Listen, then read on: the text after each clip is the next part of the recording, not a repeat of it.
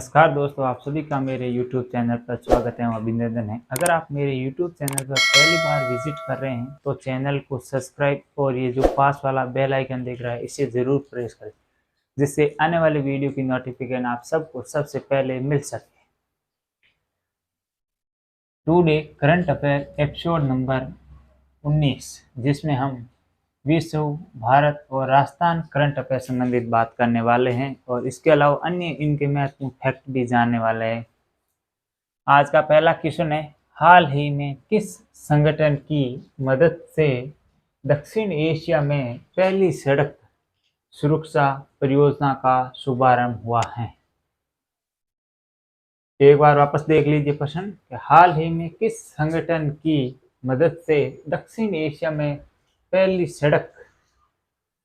सड़क सुरक्षा परियोजना का शुभारंभ हुआ है? ऑप्शन ए विश्व bank, option B UNO, option C ILO और ऑप्शन डी डब्ल्यूटीओ। इसका जो राइट आंसर होगा वो होगा विश्व बैंक।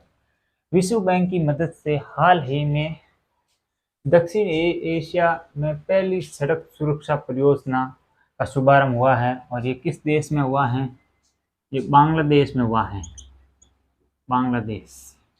इसके अलावा हम अन्य महत्वपूर्ण फैक्ट भी देख लेते हैं, जैसे यूएनओ। आज हम इस प्रश्न में प्रमुख संस्था और उसके मुख्यालय के संबंधित बात करने वाले हैं। जैसे यूएनओ का मुख्यालय कहाँ पर है? तो इसका मुख्यालय न्यूयॉर्क में स्थित है। इसके अलावा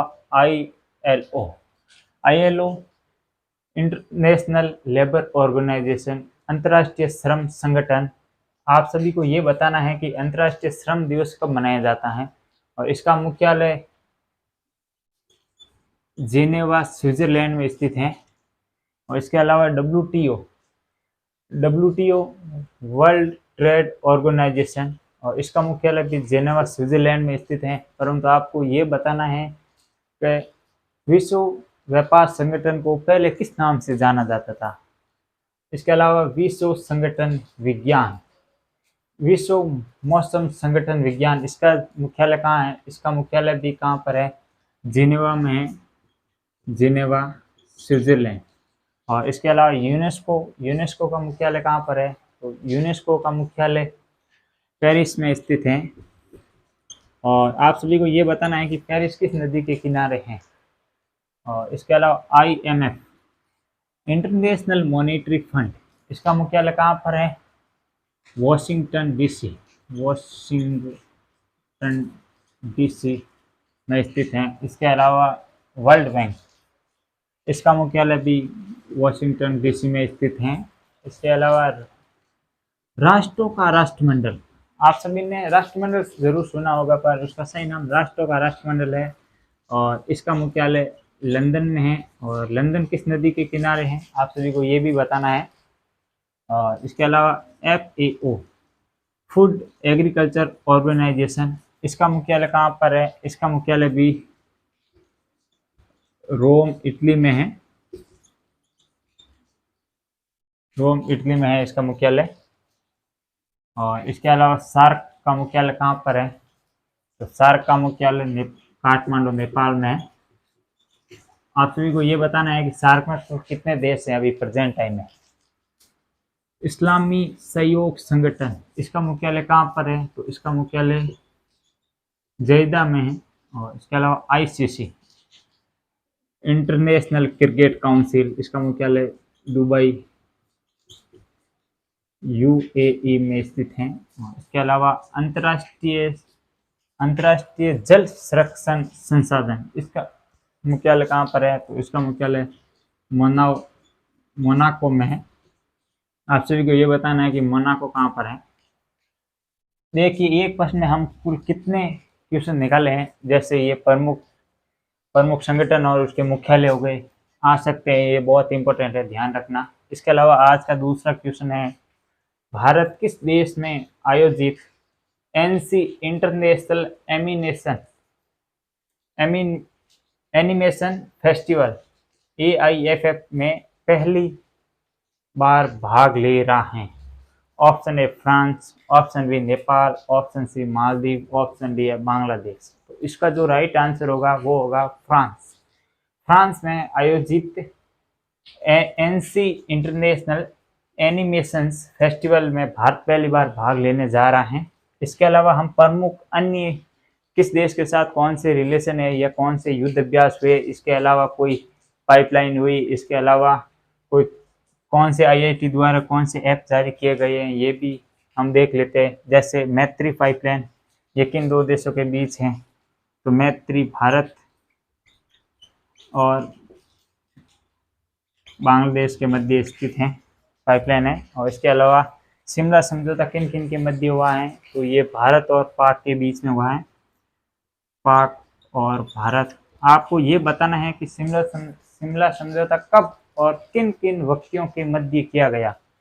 ऐसा कि भारत के उस टाइम प्रधानमंत्री कौन थे या पाकिस्तान के उस टाइम प्रधानमंत्री कौन थे, आप दोनों को इसका आंसर भी बताना है।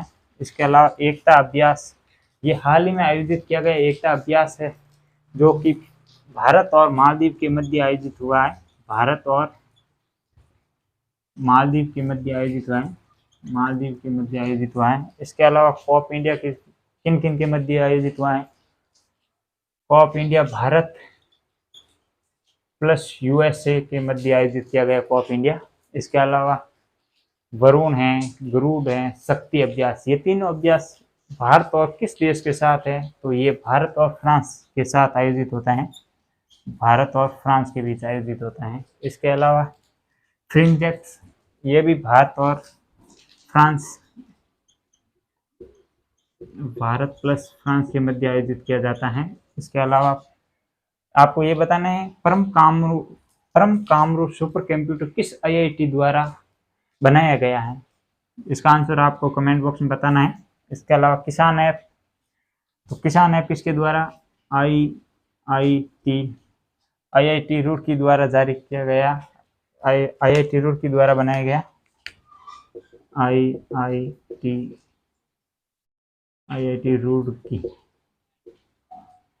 जूना खटिया स्थान हाल ही में चर्चा में रहा, किस कारण चर्चा में रहा? कि यहाँ पर पूर्व हड़प्पा कालीन अवशेष मिले हैं। और ये जूना खटिया स्थान कहाँ पर है?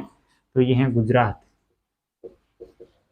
और इसके अलावा बिपरजॉय तूफान जो हाल ही में चर्चा का विषय बना हुआ है, और इस तूफान का नाम किस देश ने और कब रखा है? तो इसका नाम बांग्लादेश ने रखा है और 2020 में रखा है। और इसकी मान्यता किस संगठन द्वारा दी गई है? तो ये मान्यता दी गई है विश्व मौसम संगठन द्वारा, इसको मान्यता दी गई है। और इसके अलावा इसका असनी, ये नाम किसने दिया है? तो श्रीलंका ने इसका नाम दिया है असनी। और आपको ये बता देते हैं कि नाम देने की प्रक्रिया सन 2002 से शुरू की गई है। और इसके अलावा गोवा क्यों चर्चा में रहा है हाल ही में? ये तो गोवा एक तो रेबीज मुक्त है, रेबीज मुक्त पहला राज्य है। और बुरहानपुर और थर्ड रैंक, भारतीय थर्ड रैंक किस में है? बुरहानपुर में एमपी में है। और इसके अलावा भारत की थर्ड रैंक किस में है? तो ये है एयरफोर्स में, जो एयर शक्ति होती है, वायु शक्ति, उसमें भारत का थर्ड रैंक है। इसके अलावा ओडिशा शहर, आप सभी को ये बताना है कि ओडिशा शहर, न कि भारत का राज्य उड़ीसा नहीं, ओडिशा शहर किस देश में स्थित है और ये चर्चा का विषय क्यों बना है? ये बहुत ही चर्चा का विषय बना हुआ है। तो आप सभी को ये बताना है कि इसका कारण क्या है। और रज पर्व किस राज्य का मनाया गया हाल ही में? ये उड़ीसा में मनाया गया, उड़ीसा। और इसके अलावा धानु यात्रा, ये भी उड़ीसा का ही है। और बिहू किस राज्य का प्रसिद्ध है? तो बिहू असम का प्रसिद्ध है। इसका तीसरा क्वेश्चन है, हाल ही में इंटरनेशनल फैमिली रेमिटेंस डे कब मनाया गया है? ऑप्शन ए 12 जून, ऑप्शन बी है 15 जून, ऑप्शन सी है 14 जून और ऑप्शन डी है 16 जून। तो इसका आंसर होगा वो होगा 16 जून। 16 जून को इंटरनेशनल फैमिली रेमिटेंस डे मनाया जाता है प्रतिवर्ष। इसके अलावा हम अन्य महत्वपूर्ण दिवस भी देख लेते हैं, कौन सा दिवस कब मनाया जाता है।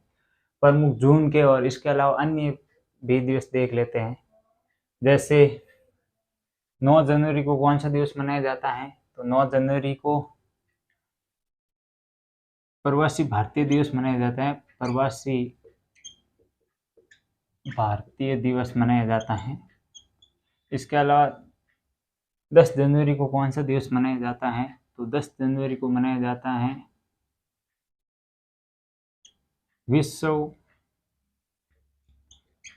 हिंदी दिवस।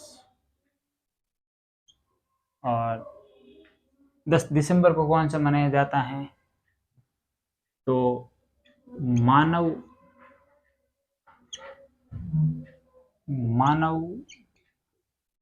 अधिकार दिवस, विश्व मानव अधिकार दिवस मनाया जाता है। और 14 सितंबर को कौन सा दिवस मनाया जाता है, तो राष्ट्रीय हिंदी दिवस मनाया जाता है। राष्ट्रीय हिंदी दिवस मनाया जाता है। 1 जून को कौन सा दिवस मनाया जाता है, तो विश्व दुग्ध दिवस मनाया जाता है। दुग्ध दिवस मनाया जाता है। इसके अलावा 2 जून को कौन सा दिवस मनाया जाता है, तेलंगाना स्थापना दिवस। तेलंगाना दिवस मनाया जाता है। 2 जून 2014 को तेलंगाना भारत का 29वां राज्य बनकर तैयार हुआ था। वर्तमान में 28 राज्य हैं। 21 जून को कौन सा दिवस मनाया जाता है, तो विश्व योग दिवस। विश्व योग दिवस मनाया जाता है। इसके अलावा 21 जून को एक और दिवस मनाया जाता है, विश्व नृत्य दिवस। 16 जनवरी को कौन सा दिवस मनाया जाता है, तो 16 जनवरी को राष्ट्रीय स्टार्टअप दिवस मनाया जाता है। राष्ट्रीय स्टार्टअप दिवस मनाया जाता है। 5 जून को विश्व पर्यावरण दिवस।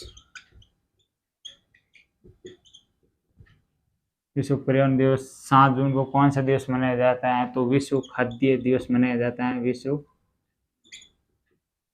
खाद्य दिवस मनाया जाता है। और 12 जून को कौन सा दिवस मनाया जाता है, तो बाल श्रम निषेध दिवस मनाया जाता है। बाल श्रम निषेध दिवस मनाया जाता है। इसके अलावा 1 दिसंबर को कौन सा दिवस मनाया जाता है, तो 1 दिसंबर को बीएसएफ स्थापना दिवस मनाया जाता है। 4 नवंबर को कौन सा दिवस मनाया जाता है, तो 4 नवंबर को नेवी डे नेवी की स्थापना दिवस मनाया जाता है। 8 अक्टूबर को एयरफोर्स डे। और इसके अलावा 5 अक्टूबर को राष्ट्रीय गंगा डॉल्फिन दिवस। राष्ट्रीय गंगा डॉल्फिन दिवस मनाया जाता है। आप सभी को 8 जून को कौन सा दिवस मनाया जाता है, आप सभी को कमेंट बॉक्स में बताना है। और इसके अलावा 26 नवंबर को कौन सा दिवस मनाया जाता है, तो 26 नवंबर को संविधान दिवस मनाया जाता है। संविधान दिवस मनाया जाता है। और 4 जनवरी को कौन सा दिवस मनाया जाता है, तो 4 जनवरी को विश्व ब्रेल दिवस मनाया जाता है।